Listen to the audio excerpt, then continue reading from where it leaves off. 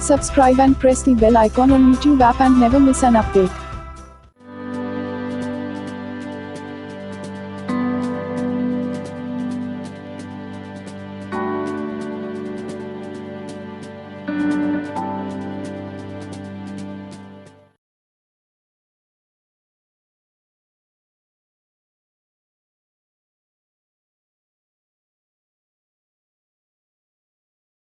Hello dear friends, welcome to Target Education. तो basically आज अपन बात करने जा रहे हैं एक्सपेक्टेशन पे बेस्ड कुछ वर्ड प्रॉब्लम्स पे। ध्यान देना, एक्सपेक्टेशन के साथ बेसिक प्रॉब्लम ये रहा है कि एक्सपेक्टेशन का बेसिक थ्योरी या बेसिक फार्मूला लगभग बच्चों को नोन होता है, लेकिन जैसे ही अगर उसको किसी एक प्रैक्टिकल प्रॉब्लम से या किसी एक वर्ड प्रॉब्लम से कनेक्ट करने के बारे में बात आती है तो बच्चा कहीं ना कहीं हथियार गिरा देता है। तो इसीलिए मैंने कुछ क्या किया है, 6 number of practice problems design किए हैं। आप केवल मेरे साथ इस पूरे के पूरे 6 प्रॉब्लम्स में बने रहेंगे। At the last you will have very fair idea about your expectation और एक्सपेक्टेशन का बेसिक रिक्वायरमेंट क्या है और एक्सपेक्टेशन किस किस टाइप की नीड को रिजॉल्व करता है, डिसॉल्व करता है, ये चीजों को मैं ज्यादा अच्छे से समझ पाऊंगा। तो मैं ये बोल सकता हूं ये एक्सपेक्टेशन का सेकंड वीडियो है। इसके जस्ट बाद एक्सपेक्टेशन का एक थर्ड वीडियो भी आएगा। There I will be taking the problem from GATE. Is it part clear? तो चलिए सबसे पहले फर्स्ट प्रॉब्लम देखते हैं व्हाट इट इज। ध्यान देंगे यहां क्या लिखा हुआ है।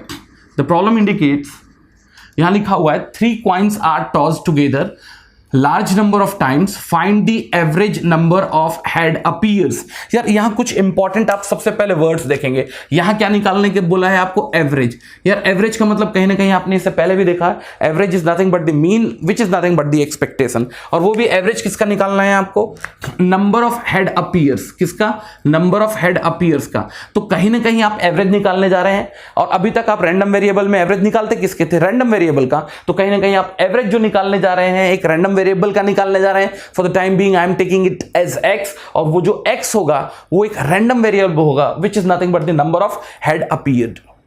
तो आज के बाद से ध्यान देना, इस प्रॉब्लम में अगर मैं अच्छे से एनालाइज करूं तो एक चीज तो समझ में आता है कि वर्ड से समझ में आ रहा है कि ये प्रॉब्लम एक्सपेक्टेशन का है और जो रैंडम वेरिएबल लेना है वो क्या लेना है? Number of head appears. वैसे मैंने पहले भी देखा है रैंडम वेरिएबल में मैं क्या करता हूं, आपके रैंडम एक्सपेरिमेंट को किसी एक रियल नंबर से कनेक्ट करता हूं और रियल नंबर को कनेक्ट करने के लिए मेरे को एक बेसिस चाहिए और वो बेसिस अब मेरे पास है, वो क्या है? Number of heads. तो अगर बाय द वे मैंने x को रैंडम वेरिएबल लिया है, डेफिनेटली जो DRV होगा डिस्क्रीट रैंडम वेरिएबल, आप चाहो तो लिख सकते हो। और ये जो होगा ये कुछ नहीं है, नंबर ऑफ हेड्स है, नंबर ऑफ हेड्स है। ठीक है, ये मेरा एक पहला क्या हुआ? नीड कंप्लीट हुआ। तो यार अगर बाय द वे आप 3 कॉइन को अगर लगातार टॉस कर रहे हैं तो आपके पॉसिबल आउटकम्स क्या हो सकते हैं? पहला पॉसिबल आउटकम हो सकता है टेल टेल टेल, उसके बाद हो सकता है टेल टेल हेड, उसके बाद हो सकता है टेल हेड टेल, उसके बाद हो सकता है tail head head head then head, उसके बाद हो सकता है हेड देन टेल, उसके बाद हो सकता है हेड टेल हेड, उसके बाद हो सकता है हेड हेड टेल और लास्ट हो सकता है ये हेड हेड और क्या? हेड। तो टोटल कितनी पॉसिबिलिटीज हो सकती है? 8। गिनने का सबसे सही तरीका है डिजिटल लॉजिक से आप काउंट करना चालू करो।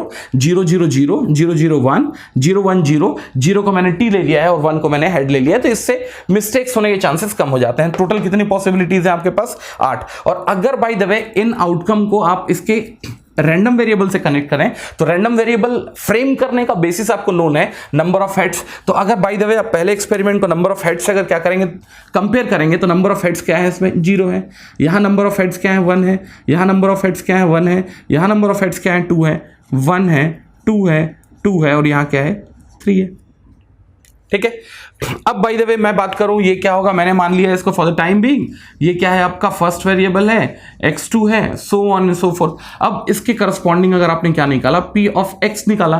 Probability for the random variable is to be x1, जिसको मैं बोल सकता हूं p ऑफ x1। ये क्या होगा भैया? Which is nothing but is to get the value of t, t। और ये कहीं ना कहीं क्या होगा?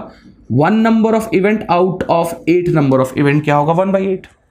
कुछ नहीं करना है, सब की वैल्यूज अगर आप यहां स्टैक डाउन करेंगे 1/8 1/8 1/8 1/8 एंड 1/8 एंड एट लास्ट 1/8।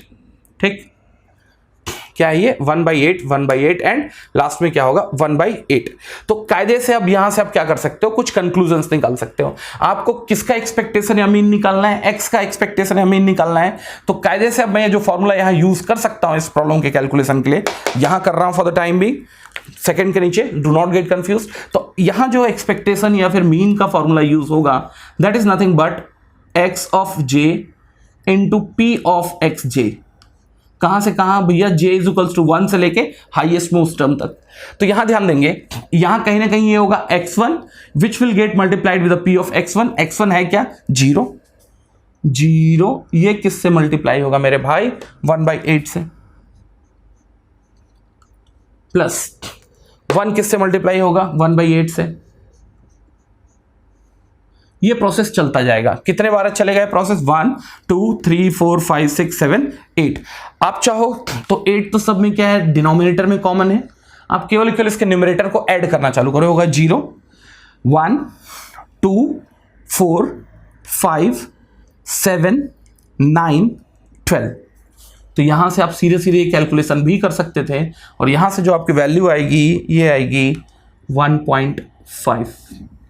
और ये किसकी वैल्यू है, ये आपके एवरेज वैल्यू है। किसकी एवरेज है, ये रैंडम वेरिएबल x, और x क्या है नंबर ऑफ हेड्स। तो इसका मतलब बाय द वे अगर आपने 3 कॉइन को लगातार टॉस किया और वहां से आपको अगर क्या चाहिए था, expected value of the number of heads या फिर mean value of the number of heads, तो आपको देख के समझ में आता है सर जो वैल्यू आएगी वो कितनी आएगी 1.5। So do not get confuse in it. तो प्रॉब्लम को लेके कोई भी कंफ्यूज करने की जरूरत नहीं है। आपके पास सबसे पहले क्या होंगे, possible outcome in your random experiment. Random experiment को आप कनेक्ट करते हो रियल नंबर से, तो कायदे से ही क्या बन चुका है रैंडम वेरिएबल। अगर बाय द वे आपके पास नंबर ऑफ आउटपुट जो है वो क्या है फाइनाइटली काउंटेबल है, तो आपके पास जो नया structure of the random variable आएगा और डिस्क्रीट रैंडम वेरिएबल आएगा। ये प्रॉब्लम डीआरवी का है, उसके करस्पॉन्डिंग आपको प्रोबेबिलिटीज नोन होगी। लाइक अगर मैं पूछता हूं probability for the occurrence of x1, कुछ नहीं है, it's nothing but the probability for the occurrence of t, t, ये क्या होने जा रहा है भाई, तीनों में t आने की प्रोबेबिलिटी एक इवेंट है आउट ऑफ 8 इवेंट, तो कहीं ना कहीं ये 1/8, सब के सब क्या होंगे 1/8 1/8। और अगर एक्सपेक्टेशन का फॉर्मूला आपने अगर लास्ट क्लास में अगर थोड़ा भी ढंग से पढ़ा होगा, which was x1 which was getting multiplied with the p of x1 plus x2 p x2, that means this will get multiplied plus this will get multiplied plus this will get multiplied plus everywhere 1/8 is getting multiplied with x. Moreover 8 is common at denominator, so I brought it out. मैंने केवल इसको add किया 0 + 1 ये होगा 2 4 5 7 9 12 divide by 8, और result जो आ रहा है वो कितना आ रहा है 1.5। ये ध्यान देना है किसका सॉल्यूशन है, ये सॉल्यूशन है आपके क्वेश्चन नंबर 1 का। तो इसका मतलब आपको एक्सपेक्टेड या एवरेज वैल्यू ऑफ हेड जो आएगी किसमें, एक सेट ऑफ टॉस में। इसका मतलब आपने 3 कॉइन को एक साथ टॉस किया तो ऑन एवरेज आपको 1.5 हेड मिलेंगे, कभी ज्यादा मिलेंगे कभी कम मिलेंगे, लेकिन ऑन एवरेज सेंट्रल टेंडेंसी अपन इसका कैलकुलेट करेंगे तो समझ में आ रहा है सर ऑन एवरेज एक अगर सेट ऑफ क्या किया मैंने 3 पेयर ऑफ अगर बाय द वे मैंने कॉइन को अगर टॉस किया तो मुझे लगभग 1.5 क्या मिलेंगे, हेड मिलेंगे। So I think that is also clear. चलिए अब मैं आता हूं सेकेंड प्रॉब्लम में। देखिए सेकेंड प्रॉब्लम का सॉल्यूशन है क्या, यहां दिया हुआ average number of rolling a die is required to get the face 6 first time. यार एक चीज ध्यान देना, अब फिर से एक वर्ड यहां इन्वॉल्व है एवरेज, और वो भी क्या number of rolling a die. तो इसका मतलब कहीं ना कहीं आप एवरेज निकाल रहे हैं किसका, एक रैंडम वेरिएबल का, और जो रैंडम वेरिएबल इस प्रॉब्लम के लिए है वो क्या है number of rolling a die. तो जैसे मैंने लास्ट टाइम किया था फिर से करूंगा, मैंने x जो लिया है वो रैंडम लिया है, रैंडम वेरिएबल लिया है, वो क्या है number of rolling obviously rolling a die का। और ये फिर से किसका केस होगा भैया, अगर नंबर ऑफ रोलिंग तो कहीं ना कहीं ये डिस्क्रीट रैंडम वेरिएबल है भाई, नंबर ऑफ रोलिंग 1 हो सकता है 2 हो सकता है 3 हो सकता है, बट जो भी होगा यहां आपके पास रैंडम वेरिएबल का जो वेरिएशन है वो कंटिन्यूअस फैशन में नहीं है, तो जो x होगा वो क्या होगा डिस्क्रीट रैंडम वेरिएबल। ये भी प्रॉब्लम क्लियर होना चाहिए। ठीक, देखो इस प्रॉब्लम में दिया क्या हुआ है, आपको पहली बार क्या चाहिए 6 चाहिए। देखो अब यहां कहानी क्या होगी, सबसे पहली बात 6 कैसे आ सकता है, तो इसके लिए मैं पूरा का पूरा क्या बनाना चाहूंगा, एक प्रोबेबिलिटी डिस्ट्रीब्यूशन का चार्ट बनाना चाहूंगा। देखो ये होगा x और इसके करस्पॉन्डिंग मैं निकाल रहा हूं p ऑफ x। समझने की कोशिश करना क्या बोल रहा हूं मैं, x versus p of x। यहां मैंने क्या करना है x versus p of x का क्या करना है कैलकुलेशन करना है, x versus p of x का। x जो है वो क्या है नंबर ऑफ रोलिंग। यार पहली बार में ही अगर क्या आ गया आपका 6 आ गया तो इसका मतलब x जो होगा वो क्या होगा 1, because x is nothing but the random variable which is nothing but the number of rolling required 1। और एक बार में ही 6 आने की प्रोबेबिलिटी क्या है 1/6, इसमें कोई डाउट नहीं होना चाहिए। दूसरा, अगर बाय द वे आपको दूसरे रोल में जाना पड़ा और उस समय 6 आ गया, इसका मतलब आपका जो रैंडम वेरिएबल है वो 2 है, क्योंकि आपने नंबर ऑफ ट्रायल जो किया है वो क्या है 2 है।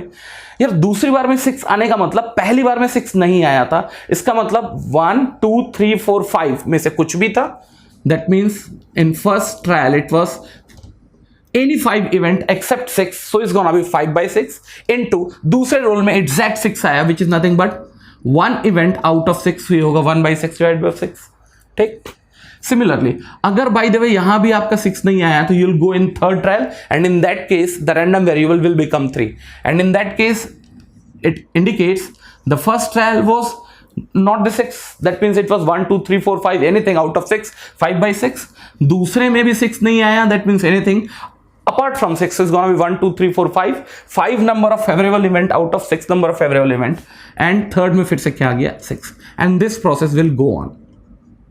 फोर्थ केस में भी जाओगे, फिफ्थ में भी जाओगे।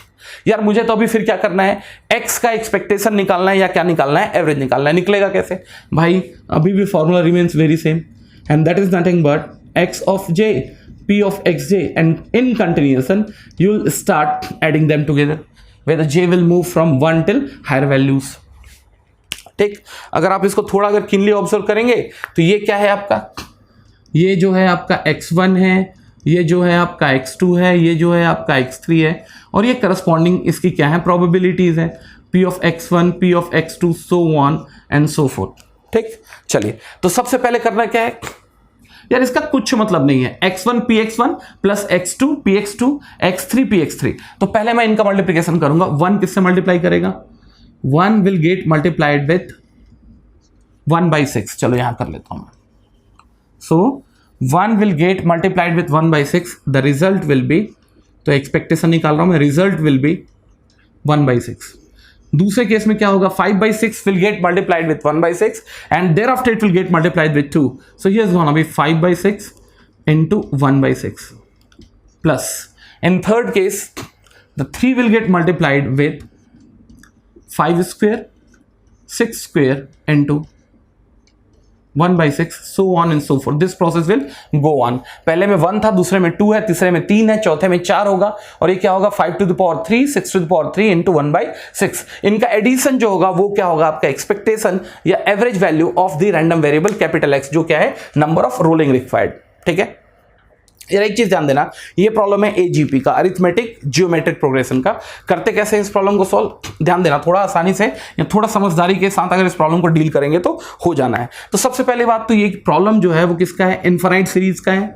क्यों, क्योंकि जो इसमें टर्म इन्वॉल्व है वो इनफाइनाइट है। क्यों, एक के बाद शायद वो 2 में भी जा सकता था, 3 में भी जा सकता था, 4 5 6 so on and so fourth. तो यार 9th 10th में अपन ने एपी जीपी सीरीज में पढ़ा हुआ है, तो इसको मेरे को क्या करना होगा, जीपी के फॉर्म में लेके आने के लिए सबसे पहले 5/6 से मल्टीप्लाई करना होगा।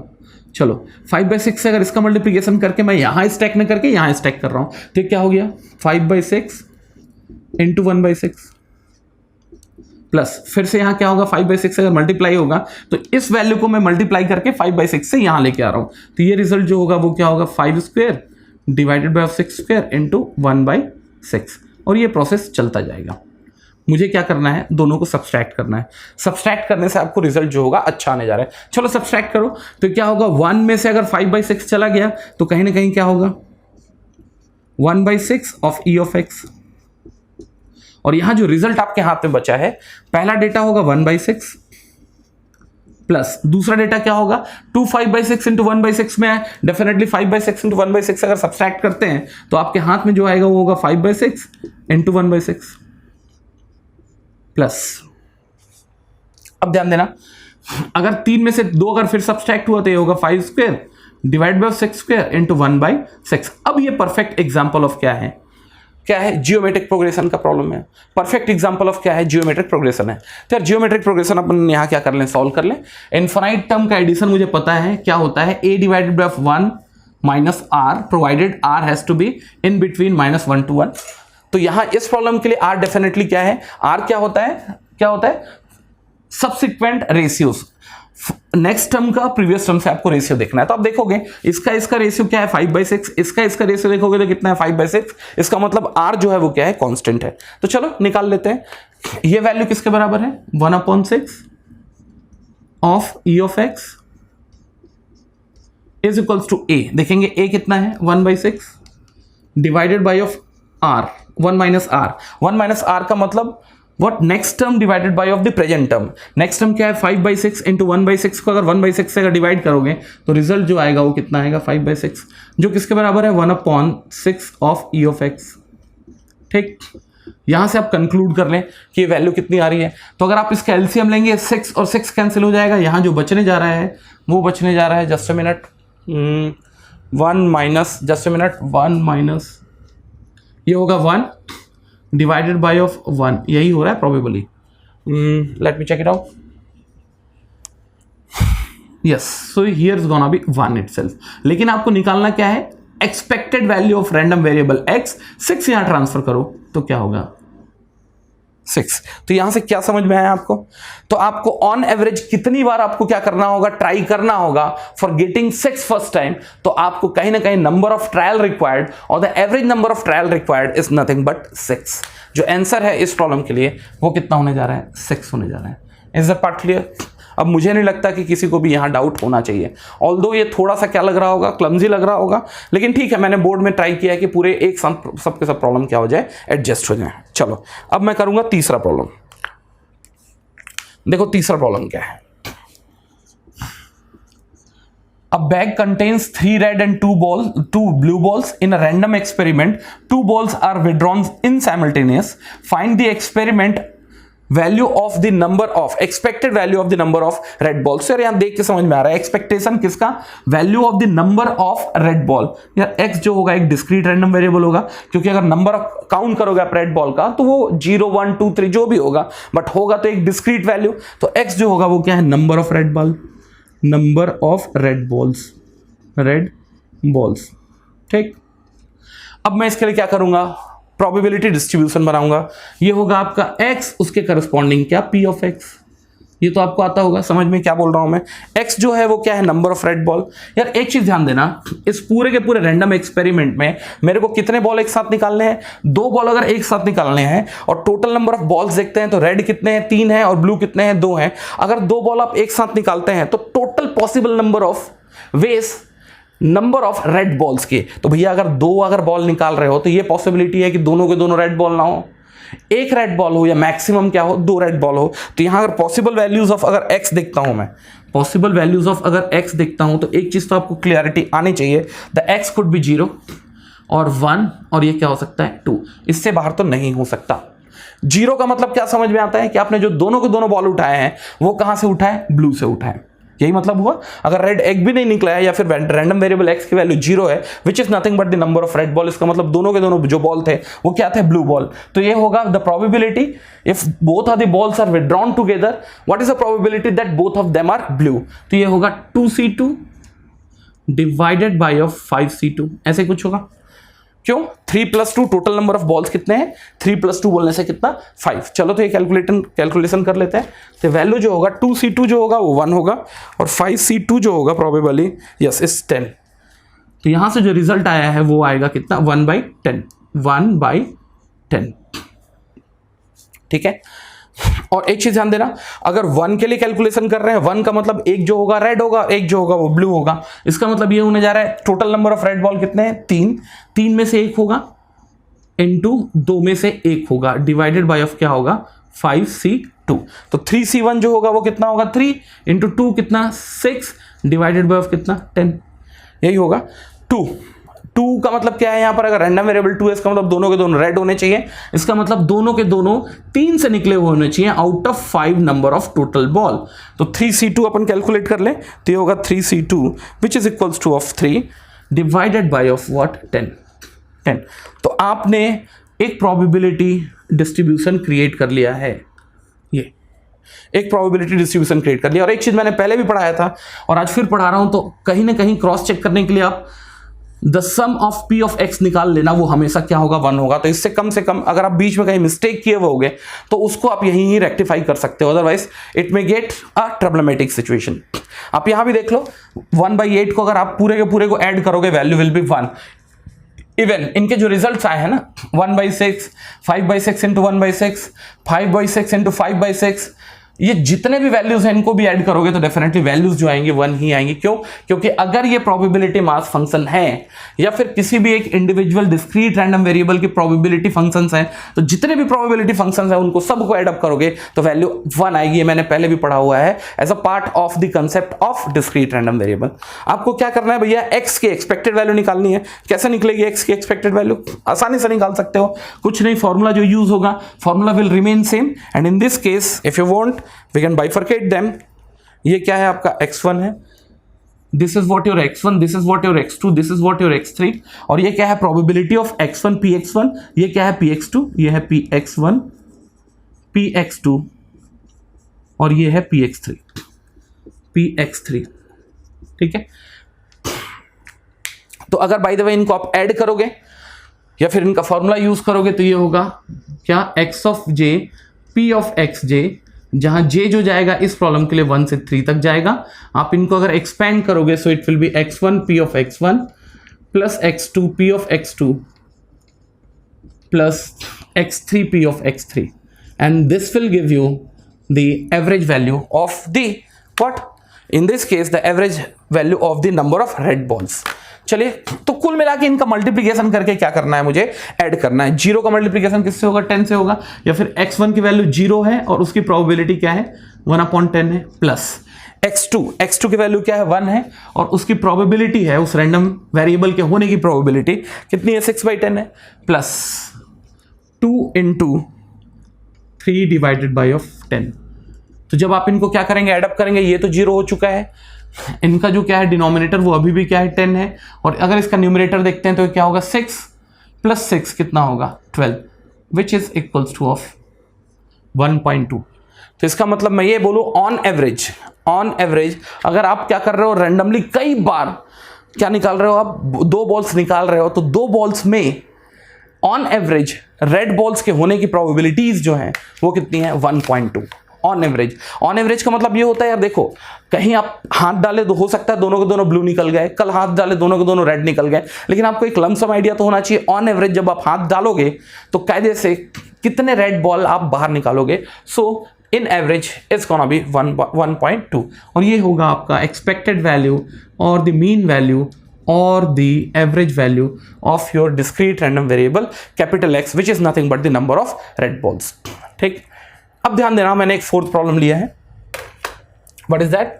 4th प्रॉब्लम में लिया है 2 dice are rolled together large number of time. यार लार्ज नंबर ऑफ टाइम का मतलब ये है, कायदे से अगर आपको एक रैंडम एक्सपेरिमेंट से प्रोबेबिलिटी को अगर एक्सट्रैक्ट करना है, तो मैंने प्रोबेबिलिटी में ये पढ़ाया हुआ है, हेड या टेल आने की प्रोबेबिलिटी भी, अगर टेल आने की प्रोबेबिलिटी हाफ तभी होगी जब आप वो experiment large number of time क्या करो, कंडक्ट करो। नहीं पता चल रहा है एक बार आपने टॉस किया टेल आया, एक बार और टॉस किया टेल आया, आप बोलोगे सर टेल आने की प्रोबेबिलिटी 0 नहीं है, लेकिन आप लार्ज नंबर ऑफ टाइम अगर आप यही एक्सपेरिमेंट कंडक्ट करते जाएंगे, पता चलेगा आधी बार क्या हुआ है आपका टेल आया, आधी बार आपका हेड आया है। इसका मतलब हेड और टेल आने की प्रोबेबिलिटी हाफ एंड हाफ है। ठीक, लार्ज नंबर ऑफ टाइम का इसका कोई मतलब नहीं होता। फाइंड द एक्सपेक्टेड का मतलब फिर से क्या करना है आपको, एवरेज निकालना है, मीन निकालना है, एक्सपेक्टेशन निकालना है, किसका, एक रैंडम वेरिएबल क्या है, सम ऑफ देयर फेस वैल्यू। तो अगर आपने 2 डाइस को अगर रोल किया है तो उनके फेस वैल्यूज के सम को मुझे क्या करना है, बेसिकली एक्सपेक्टेशन निकालनी है उसकी। यार ये प्रॉब्लम बेसिकली किससे बनने जा रहा है, एक प्रॉपर्टी से बनने जा रहा है। ध्यान देना, अगर मैंने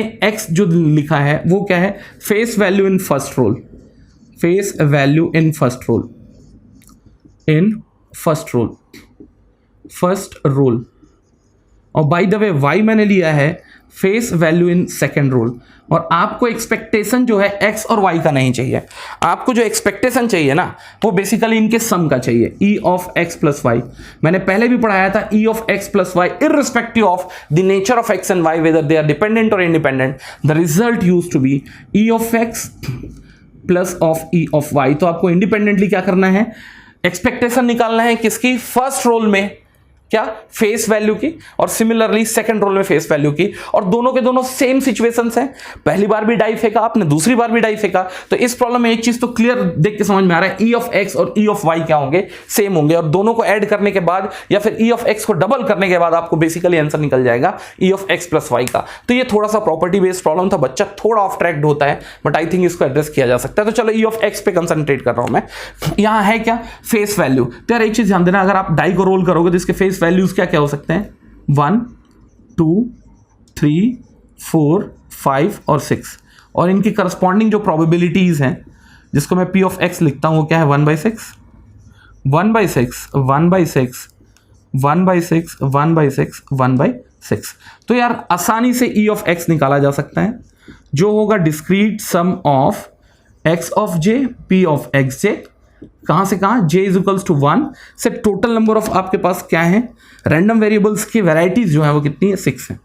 तो कुछ नहीं करना है, ये होगा 1 into 1/6 plus 2 into 2/6 1/6 plus 3 into 1/6, या फिर मैं ये बोलूं ये होगा 1 plus 2 plus 3 plus 4 plus 5 plus 6, और सब के डिनोमिनेटर में कॉमन क्या है, 6 है। ऐड कर लो, 2 प्लस 1 3 6 10 15 प्लस 6 21, तो यहां होगा 21 divided by of 5 21 divided by of 6, sorry ये आ रहा है आपका 3.5 किसकी value, expectation of random variable x की वैल्यू। और देख के समझ में आ रहा है इस प्रॉब्लम में e ऑफ x किसके बराबर है, e ऑफ y के बराबर है। क्यों, क्योंकि दोनों के दोनों सेम टाइप के एक्सपेरिमेंट है, जो कितना होगा 3.5, और आपसे पूछा गया है इनके सम का एक्सपेक्टेशन। यार अगर आप चाहो तो घर में बैठ के निकालना भी, आप एक नया रैंडम वेरिएबल z बना लेना, और सम जो आएंगे वो कहां से कहां आ सकते हैं, 2 डाइस के रूल का स्टार्ट 2 से होगा, 3 4 5 6 7 8 9 10 11 12, वो सब के सब एक नया रैंडम वेरिएबल z बनेंगे, उनकी करस्पॉन्डिंग आप प्रोबेबिलिटीज निकालना, और उसके बाद भी इनका एक्सपेक्टेशन निकालना। Definitely the things will not change, और आपको निकालना है e of x plus Y. मैं क्या कर रहा हूं, मैं इसको प्रॉपर्टी से कैलकुलेट कर रहा हूं, and that will be e of x plus of e of y, which will be 3.5 is plus 3.5 which will be equals to 7। तो कायदे से ऑन एवरेज हर एक डाइस, अगर आपने पेयर ऑफ डाइस को रोल किया तो ऑन एवरेज आपको हर एक बार जो सम मिलेगा वो क्या मिलेगा, फेस वैल्यू का 7 मिलेगा। तो यार इस टाइप के प्रॉब्लम को प्रॉपर्टी से भी सॉल्व किया जा सकते हैं। अगर आप इसको सम के फॉर्म में अगर एक नया रैंडम वेरिएबल बनाते, उसकी प्रोबेबिलिटीज को एक क्या करते, नया एक प्रोबेबिलिटी डिस्ट्रीब्यूशन का फॉर्म देते, तो प्रॉब्लम शायद पहले से क्या हो जाता, टफ हो जाता। So I think this part also must be clear to all of us. Is that part clear? देखिए अब नेक्स्ट प्रॉब्लम लेता हूं, टेम्परेचर डिस्ट्रीब्यूशन इन कोरबा, जहां से मैं क्लास ले रहा हूं, follows the given density function, find the mean temperature in Korba. यार पहली बात तो देख के समझ में आ रहा है कि यहां जो आपका रैंडम वेरिएबल है वो आपका टेम्परेचर इन कोरबा है, टेम्परेचर इन कोरबा है। और वैसे मैंने पहले भी देखा है कि जितने भी फिजिकल क्वांटिटीज होती हैं, लाइक लेंथ हो, टेम्परेचर हो, ह्यूमिडिटी हो, विस्कोसिटी हो, डेंसिटी हो, वो सब के सब क्या है, एक continuous form of the random variable है। तो अभी तक जितने भी प्रॉब्लम आपने किए हैं वो discrete form of the random variable थे, पहली बार प्रॉब्लम जो आया है वो क्या है, continuous form of the random variable. आपको क्या करना है, कायदे से टी की एवरेज वैल्यू निकालनी है, या फिर मैं बोलूं कि एक्सपेक्टेशन ऑफ टी निकालना है। एक्सपेक्टेशन ऑफ टी निकालने का यार mathematical is much easy, minus infinity to infinity f of x into x d x होता था। वहां जब एक्स जो होता था कंटिन्यूस रैंडम वेरिएबल होता था। ध्यान देना ये प्रॉब्लम में जो टी है वो CRV है, ठीक, कंटिन्यूस रैंडम वेरिएबल होता था। अब यहां जो क्या होगा, it's gonna be T into FT dt। और इस प्रॉब्लम में तो एक क्लैरिटी है, आपका जो FT है, जो आपका FT है वो कायदे से कहां तक डिफाइंड है, जस्ट मिनट, ये आपको चेक करना पड़ेगा। Just minute, here it's gonna be T/5 probably, yes. क्यों, अगर ये PDF की तरह क्वालिफाइड होना चाहता है तो पहली बात तो इसका area under the curve from -इन्फिनिटी टिल इन्फिनिटी क्या होना चाहिए, 1 होना चाहिए। So that part we have to make sure. चलो तो अब यहां से आपका जो f ऑफ t है वो वैलिड केवल किस बीच में है, पॉजिटिव वैल्यू ऑफ t, उससे पहले क्या है, 0 है। तो अगर आप इसको क्या करेंगे, डेटा फीड करेंगे, so here is gonna be t e to the power, here is gonna be -t divided by 5 dt, ठीक है। और ये परफेक्ट एग्जांपल है, ये परफेक्ट एग्जांपल है गामा फंक्शन का। आप एक काम करें, t/5 को एक नया रैंडम वेरिएबल, नया वेरिएबल x ले लें, तो उससे चेंज लिमिट्स में तो नहीं आएगा। क्यों? क्योंकि अगर x बाय द वे 0 से मल्टीप्लाई करे, डिवाइड करे, इन्फिनिटी से मल्टीप्लाई करे या डिवाइड करे, there will not be any change in it. ठीक, तो यहां से t की जगह में मैं क्या रख सकता हूं 5x, और ये रख सकता हूं e to the power minus x dx। 5 common निकालो, और यहां आप इसको कंपेयर कर सकते हो गामा फंक्शन से। गामा फंक्शन होता क्या है? Integration from 0 to infinity e to the power minus x to the power n minus 1 dx is equals to of gamma of n। ठीक, 5 अगर आपने कॉमन निकाला तो यहां आपके पास जो बचा सीक्वेंस है वो है इन्फिनिटी, 0 से इन्फिनिटी, आगे क्या है आपके पास x e to the power minus x dx। बिल्कुल सेम फॉर्मेट में आ गया है। तो आपको केवल कंपेयर करना है कि x to the power n minus 1 और x को कंपेयर करना है। तो यहां मेरे को समझ में आता है sir n minus 1 is equals to, इस प्रॉब्लम के लिए कितना है x टू द पावर 1, बोले तो n की वैल्यू कितनी है 2। तो आप इसका जो रिजल्ट निकालोगे जो होगा expected value of t which will be equals to 5 times of इसकी वैल्यू, और इसकी वैल्यू क्या है gamma of 2 which is equals to of 1 factorial, and the answer will be 5 degree centigrade. अगर बाय द वे कैलकुलेशन में क्या दिया हुआ होगा, डिग्री सेंटीग्रेड में दिया होगा। तो मैं ये बोल सकता हूं कि on average temperature in Korba is nothing but 5 degree centigrade. So I think this part must also be clear to all of us। तो अभी तक ये सब प्रॉब्लम DRV के थे, अब ये जो अकेला प्रॉब्लम आया है वो CRV का आया है।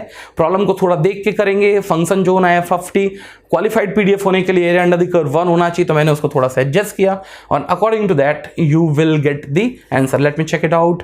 5 has come out, n-1 that's 2। ठीक है, तो आगे यार मैं फिर बोल रहा हूं, मैं गामा फंक्शन का इंटीग्रेशन पढ़ाया हुआ हूं, आप ये जरूर देख लेना। ठीक, एक लास्ट प्रॉब्लम लेता हूं जो कायदे से कंसेप्चुअल प्रॉब्लम है।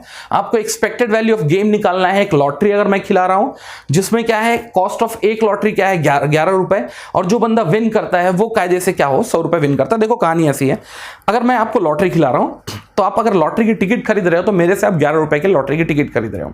ठीक है, लॉटरी के टिकट में पॉसिबल 10 नंबर हो सकते हैं। क्या क्या? 0 1 2 3 4 5 6 7 8 9, 10 पॉसिबल डिफरेंट वैल्यूज हो सकते हैं। उसमें से केवल दूसरे दिन मैं एक नंबर को ये बोलूंगा कि जिसके पास ये पर्टिकुलर नंबर है ना, वो क्या होने जा रहा है, विनर होने जा रहा है। तो कायदे से अब मुझे ये देखना है कि इन एवरेज कायदे से आप एक दिन में कितना अर्न कर रहे हो एक टिकट के पीछे। बाय द वे कल के दिन आप क्या खिला रहे हो, लॉटरी खिला रहे हो मार्केट में, ऑल्दो बंद हो गया है, तो आप ऑन एवरेज एक लॉटरी के पीछे कितना जीत रहे हो, थोड़ा समझना, मैं उसको अच्छे से एक्सप्लेन करूंगा। तो यहां जो x से ध्यान देना, x और उसके करस्पॉन्डिंग में क्या निकालूंगा, p ऑफ x। ध्यान देना, ये x और p ऑफ x दो तरीके से डिसाइड हो सकते हैं, या तो कस्टमर साइड से या ऑनर साइड से। मैं अगर खिला रहा हूं तो अलग होगा, और कोई बंदा अगर खेल रहा है तो अलग होगा। बंदा अगर खेल रहा है तो समझना क्या करेगा वो। सबसे पहली बात तो 11 रुपए का क्या कर रहा है, टिकट खरीद रहा है या लॉटरी खरीद रहा है। तो x जो है वो कुछ नहीं है, मैं बोल रहा हूं कि उसकी अर्निंग है। तो अगर वो लॉटरी खरीद रहा है तो अर्न नहीं कर रहा है, वो लूज कर रहा है।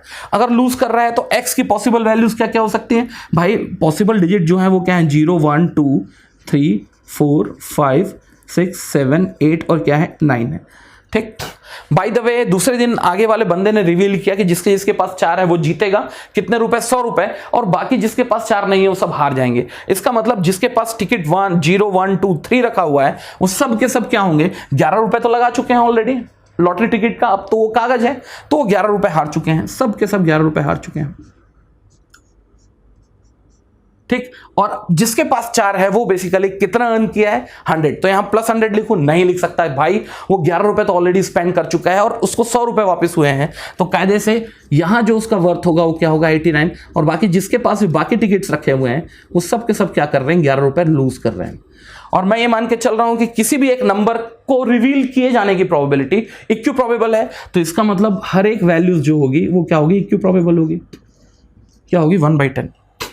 आप जब प्रोबेबिलिटी एक्सपेक्टेशन निकालेंगे ना, एक्सपेक्टेशन ऑफ x कैसे निकालोगे, -11 को 1/10 से मल्टीप्लाई करोगे, प्लस -11 को 1/10 से मल्टीप्लाई करोगे, प्लस 89 को 1/10 से मल्टीप्लाई करोगे, प्लस, और सब वैल्यू निकालोगे। तो ये वैल्यू जो आ रही है ना वो आ रही है -1। इसका क्या मतलब समझ में आया, ये एवरेज वैल्यू है किसकी, एक टिकट की। इसका मतलब ऑन एवरेज आप एक टिकट के पीछे 1 रुपए हार रहे हो। मतलब कि बंदा भले पहले दिन लॉटरी का टिकट लिया और खूब सारा पैसा जीत गया, खुश है, लेकिन अगर आप लगातार यही इवेंट को रिपीट करते जाएंगे तो पूरा का पूरा जो प्रोबेबिलिटी है क्या है, रैंडम वेरिएबल जो सेट है ना, वो इस हिसाब से सेट है कि आप हर एक गेम में ऑन एवरेज 1 रुपये लूज कर रहे हो, या फिर जो बंदा लॉटरी खिला रहा है वो ऑन एवरेज एक गेम में 1 रुपये क्या कर रहा है, अर्न कर रहा है। तो लॉटरी खेलना इसलिए बोलते हैं भाई बुरी चीज है। और आप अगर गलती से +89 को अगर +100 रखोगे तो उल्टा आएगा आंसर, आपको लगेगा कि ऑन एवरेज आप एक लॉटरी में कुछ रुपए अर्न कर रहे हो, माइनस का मतलब क्या है, आप लूज कर रहे हो, ये प्लस आ जाएगा तो आपको लगेगा अर्न कर रहे हो। नहीं भैया, आप 11 रुपए ऑलरेडी दे चुके हो आउट ऑफ 100 रुपीज, तो आपका जो अर्निंग अमाउंट है वो क्या है, 89। तो यहां जो कैपिटल एक्स है वो आपकी अर्निंग है, कैपिटल एक्स यहां सब लूज कर रहे हैं तो मैंने माइनस से मार्क किया, यहां अर्न कर रहे हो तो प्लस से मार्क किया। इंडिविजुअल नंबर आने की प्रोबेबिलिटी 1/10, और आपने यहां एक्सपेक्टेड वैल्यू या मीन ऑफ योर क्या निकाला है, mean of your earning, mean of your earning आई है -1। इसका मतलब अर्न तो छोड़ दो भाई, ऑन एवरेज आप एक टिकट में 1 रुपए घाटे में जा रहे हो, या फिर 1 रुपए जो है वो क्या कर रहा है, आपका ऑनर कमा रहा है। अगर यही प्रॉब्लम किसके सेंस में होता, ऑनर के सेंस में होता, तो यहां +11 +11 +11 +11 -89 +11 +11 होता। क्यों? क्योंकि उस केस में अगर बाय द वे वो केवल कागज को बेच के अगर 11 रुपए आपसे लिया है और कल के दिन आपको 1 भी रुपए अगर वापस नहीं करने जा रहा, तो वो सब उसके लिए क्या होती, अर्निंग होती, और उस समय आपकी एक्सपेक्टेड वैल्यू जो होती है वो +1 होती है। इसका मतलब आगे वाला बंदा ऑन एवरेज एक टिकट में आपसे 1 रुपए कमा रहा है। तो आपको एक फेयर आइडिया हुआ होगा कि कायदे से word problem based on expectation कैसे सॉल्व करना है। तो मैं मान के चलता हूं कि अब अगला जो मेरा वीडियो होगा which will be based on GATE, आप आसानी से सॉल्व कर लेंगे। तो चलिए मिलते हैं नेक्स्ट क्लास में with a GATE previous year problem, expectation and mean. Thank you.